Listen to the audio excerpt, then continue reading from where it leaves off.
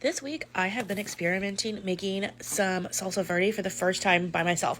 Usually when we want salsa, my husband makes it, and I decided that it was my turn to try and make it. So I've been experimenting with a couple different recipes from different people. This recipe was a roasted salsa verde from Jose El Cook. I'll tag him below, both his Instagram and his YouTube. And it was pretty easy. I was really intrigued by roasting it in the oven. I used 2 serranos. If you do not like spicy, I recommend using a jalapeno because it was a little bit spicy.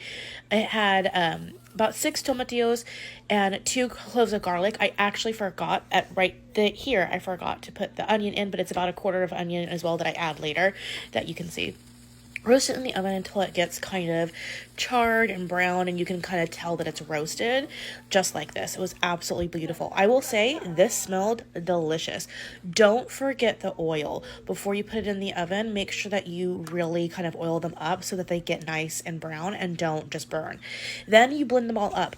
My mistake with this is that I don't like cilantro, but I followed his recipe and I added the cilantro in it, and that really is what ruined it for me. It's nothing to do with his recipe. His recipe is probably brilliant. I just don't like cilantro. So I am excited to try this recipe again, but altering some stuff, like maybe jalapenos or serranos, but maybe a little less. Definitely more salt and no cilantro for me.